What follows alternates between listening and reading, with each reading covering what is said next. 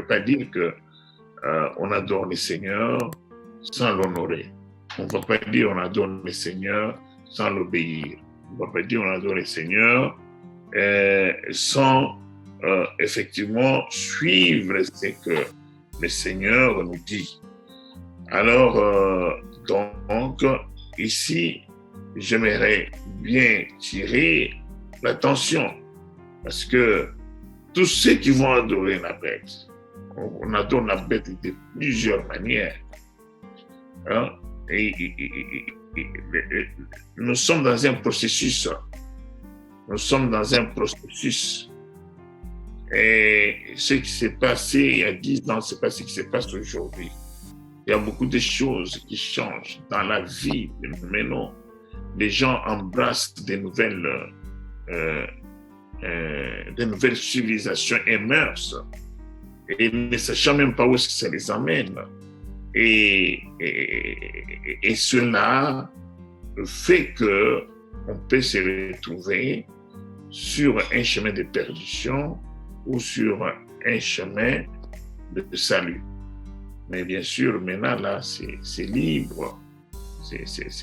On ne condamne personne. Mais il arrivera, je dis, c'est un processus. Il arrivera un jour où, alors, ça sera imposé. Et je crois que il faudra que je puisse parler de mur qui est aux États-Unis, parce qu'on va imposer cette fois-là. On n'aura plus de choix. On va imposer. Donc, je pense que nous devons être vraiment ouverts à la parole de prophétie. Comme je l'ai dit autrefois, nous devons savoir exactement qu'est-ce que ça veut dire. Comment ça se fera? Parce que ce qui s'est fait ou que ce qui viendra sera ce qui est déjà fait en processus, mais qui sera renforcé. Alors, nous devons savoir, parce que si nous ne le savons pas, nous risquons de passer à côté. Très important. Nous avons parlé de ces deux puissances qui vont beaucoup jouer. L'Amérique et vont, ces deux puissances, ils vont faire des actions. Et ils ont déjà commencé à faire. Tout c'est lié avec l'Alliance. Et là, les gens qui vont obtempérer, n'est-ce pas, à cette façon de vivre, ce sont ceux-là dont les livres ne seront pas inscrits dans les livres de la vie. Et la parole dit que tous ceux qui vont adorer la bête, ceux qui vont adorer la bête, qui sera adorée par une surveillance de ce que la deuxième va faire, les États-Unis. C'est pourquoi les États-Unis seront réservés à la sanction de l'Éternel. Donc, ceci dit, nous passons, comme vous savez, le dernier groupe des anges. Nous allons lire, Frère Patrick va m'aider pour la lecture, à partir du verset chapitre 15, du premier verset. Apocalypse 15, verset 1. Puis je vis dans le ciel un autre signe, grand et admirable. 7 anges qui tenaient 7 fléaux, les derniers, car par eux s'accomplit la colère de Dieu. Amen. Amen. Et voilà, ça c'est le deuxième groupe des anges. Et la parole dit, il parle des fléaux. Vous voyez, bien aimé, quand je dis toujours que quand des fléaux arrivent, Dieu est au contrôle. Le Seigneur est le maître des circonstances. Vous voyez, c'est lui qui va faire que telle ou telle chose, il laisse aller, que cela se fasse. Le Seigneur est au contrôle de tout. Alors, voilà, ils seront là pour les fléaux encore. Donc, nous allons lire le verset 2. Et je vis comme une mer de verre mêlée de feu, et ceux qui avaient vaincu la bête, et son image, et le nombre de son nom, debout sur la mer de verre, ayant des arpes de Dieu. Amen. Amen. Vous voyez? Donc, ces anges, ce groupe des anges, si nous regardons bien, ils vont agir beaucoup plus après l'enlèvement. Parce que ici, on parle de comment dirais-je, on parle de ceux qui auront adoré la bête. Vous voyez? Donc, et c'est ceux-là qui sont visés, et directement, c'est lié avec ce qui va se passer pendant la grande tribulation. Alors, on lit le numéro 3, chapitre verset 3. Et ils chantent le cantique de Moïse, le serviteur de Dieu, et le cantique de l'agneau en disant: Tes œuvres sont grandes et admirables, Seigneur Dieu Tout-Puissant. Tes voies sont justes et véritables, Roi des nations. Amen. Amen. Vous voyez?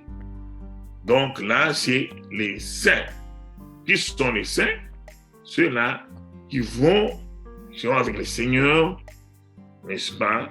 Nous avons vu, ils vont adorer, ils vont élever le Seigneur, ils vont chanter un cantique nouveau encore à notre Seigneur, car toutes les nations seront à lui.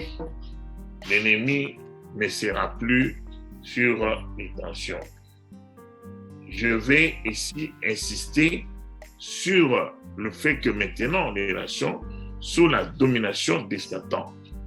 C'est maintenant les nations sous la domination de Satan. Mais ces nations-là doivent être récupérées. C'est pourquoi il est admiré, on l'élève ici, puisque il est en train d'exécuter son plan de prendre les nations. Verset 4, chapitre 4. Qui ne craindrait, Seigneur, et ne glorifierait ton nom? Car seul tu es saint. Et toutes les nations viendront et se prosterneront devant toi parce que tes jugements ont été manifestés. Amen. Amen. 5. Après cela, je regardais et le temple du tabernacle du témoignage fut ouvert dans le ciel. Amen. Amen. Et 6. Et les 7 anges qui tenaient les 7 fléaux sortirent du temple, revêtus d'un lin pur, éclatant et ayant des ceintures d'or autour de la poitrine. Amen. 7. Et l'un des 4 êtres vivants donna aux 7 anges 7 coupes d'or pleines de la colère de Dieu qui vit au siècle des siècles. Amen.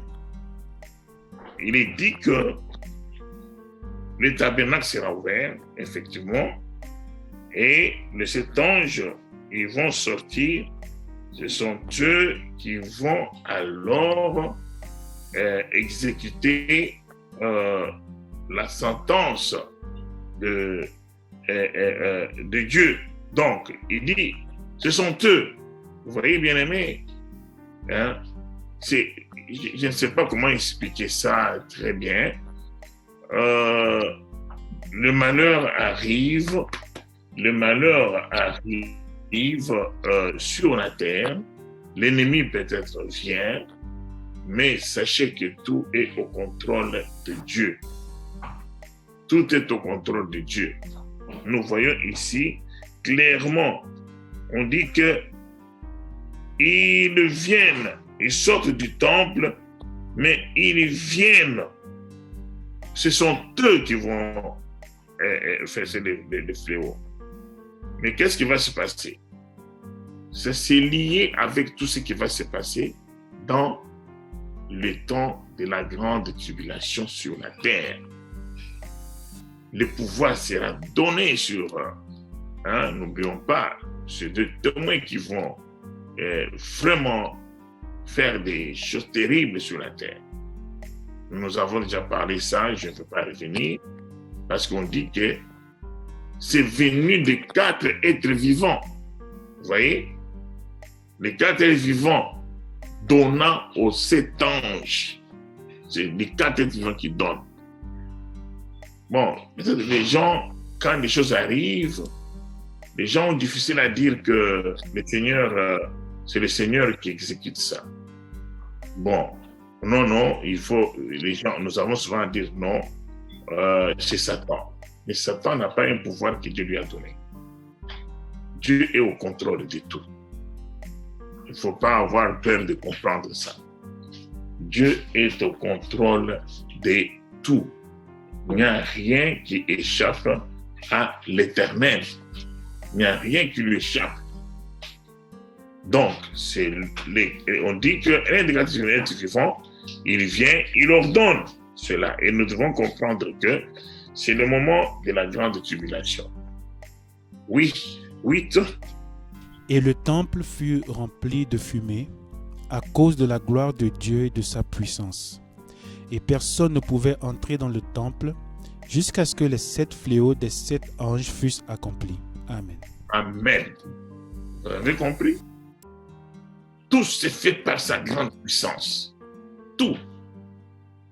Quand on dit il lui fit donner, il est sur la terre, les circonstances font que cela arrive, mais n'oublions pas que l'Éternel est le maître de toutes circonstances. Voilà. Donc, à ce moment-là, la puissance de Dieu s'exécute là au ciel. Dieu sur son trône est au contrôle de ce qui se passe sur la terre. Les deux, vous voyez, j'aimerais que vous compreniez, quand on parle qu'un des 4 vivants, pensez directement que c'est le Seigneur qui agit par son esprit. Les 2 prophètes qui seront sur la terre vont agir avec l'esprit de Dieu. Ce n'est pas par leur propre esprit. C'est Dieu qui exécute cela. Même quand on parle, regardez quand on a parlé au temps où on a tué les chrétiens. Qu'est-ce qu'on a dit? Il dit que le Seigneur, il dit, ne résistez pas. Moi, je vais te donner la force pour résister à ça.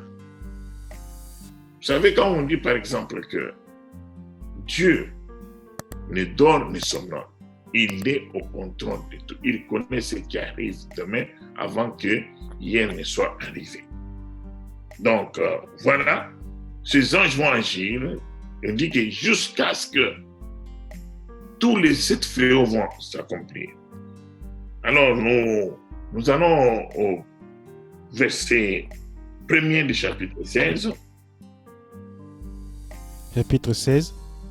Et j'entendis une voix forte qui venait du temple et qui disait aux 7 anges, allez et versez sur la terre les 7 coupes de la colère de Dieu. Amen.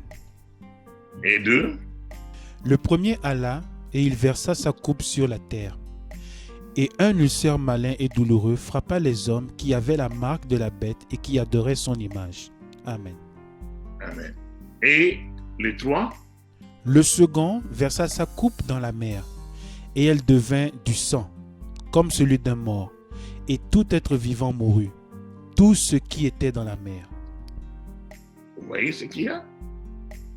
Donc, c'est que ça qui va s'exécuter sur la terre avec les 2 témoins. Et le 4e, je vous en prie. Le 3e versa sa coupe dans les fleuves et dans les sources d'eau, et ils devinrent du sang. Amen. Moïse avait changé de l'eau en sang. C'est le pourquoi on dit qu'ils ont agi avec l'esprit de Moïse et l'esprit d'Élie. Donc, le cinquième. Et j'entendis l'ange des eaux qui disait, tu es juste, toi qui es et qui étais, tu es saint parce que tu as exercé ce jugement. Amen. Amen. Et les 6. Car ils ont versé le sang des saints et des prophètes, et tu leur as donné le sang à boire. Ils en sont dignes. Amen. Amen. J'aimerais arrêter une fois ici. Vous voyez, ils reçoivent la colère de Dieu. Pourquoi? Parce que ils ont fait du mal. Vous voyez? Ils ont fait du mal aux prophètes.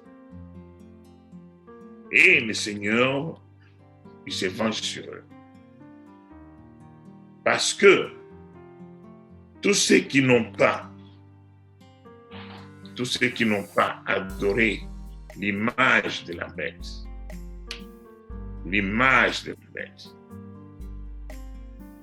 ils seront tués. Nous pourrons lire ça. Ils seront tués par cette image. Quand nous lisons l'Apocalypse 13, nous lisons le verset 15. Nous allons lire, il faut bien comprendre, on lit le verset 12. Il est dit, on parle des États-Unis d'Amérique, la bête qui nous sort de la terre. Elle exerça toute l'autorité de la première bête.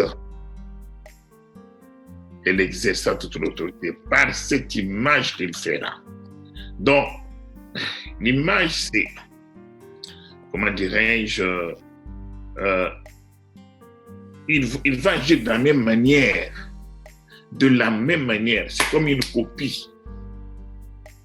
Si nous regardons, pour bien comprendre, il est dit ceci, au premier verset, il dit, nous avons vu qu'il a blasphémé l'autre. Il parle comme un dragon parce qu'il a reçu l'esprit des dragons. Mais la deuxième bête, on dit que puis j'ai vu monter de la terre une bête qui avait 2 cornes, semblable à celle de l'agneau, mais qui parlait comme un dragon. C'est un doublon qui arrive. Il se fait l'image et nous connaissons tout ça avec toutes ces alliances. C'est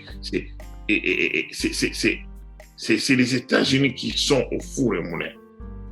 Et vous savez que quand les États-Unis ne sont pas engagés dans quelque chose, ça ne marche pas.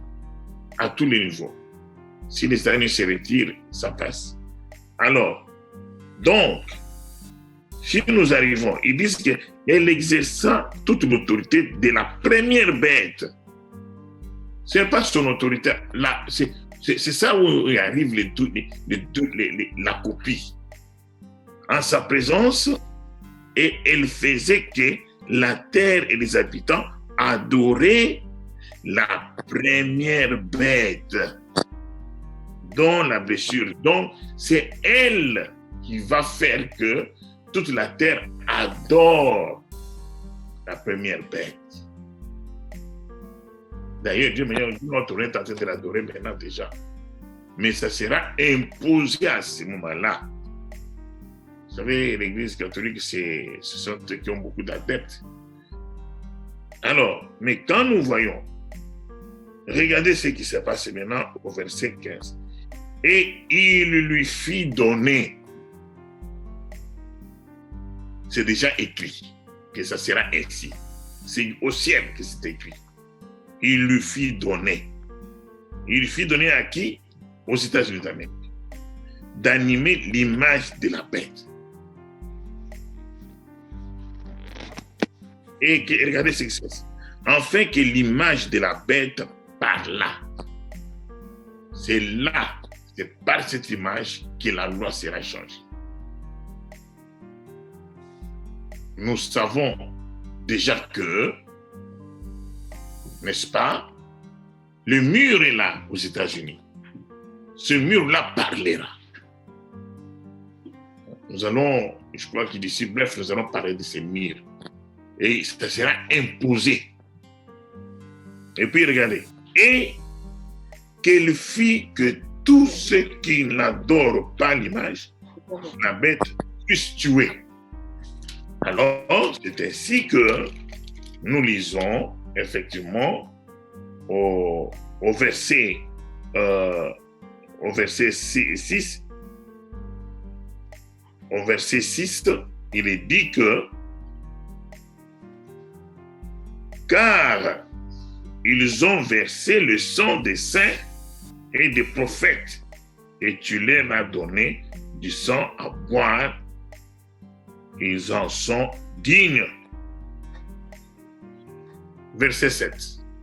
Je voulais faire cette coloration-là de cette phrase, de ces versets, avec ce qui se passe dans l'Apocalypse 13. Oui, verset 7. Et j'entendis l'autel qui disait: oui, Seigneur Dieu Tout-Puissant, tes jugements sont véritables et justes. Amen. Amen. Amen. Dieu montre maintenant qu'il est juste. Il ne les a pas jugés pour rien.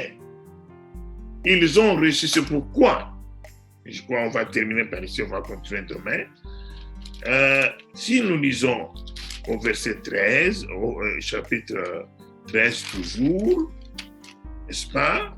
Nous lisons le verset 10, qu'est-ce qu'on dit?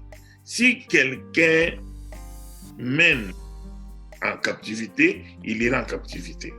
Si quelqu'un tue par l'épée, il faut qu'il soit tué par l'épée. C'est ici la persévérance de la foi des saints. Dieu est juste. C'est comme ça que ça se fait. Et tout ceci, bien-aimé, concerne la grande tribulation. Là, je suis en train d'entrer dans les nouvelles matières. Je crois que on va essayer de s'arrêter pour renouer, rentrer pour que vous compreniez le rôle de 7 anges qui vont le faire et surtout comprendre le verset 13, le chapitre 13. Nous devons comprendre exactement ce que c'est au juste. La révélation ne doit pas être quelque chose qui saute aux yeux. Mais quand on donne la révélation, vous allez sentir que c'est ça la révélation. Alors, donc, je crois que nous allons nous arrêter ici pour aujourd'hui. Et nous allons demander que notre frère Patrick prie pour la parole et qu'il prie aussi pour nous.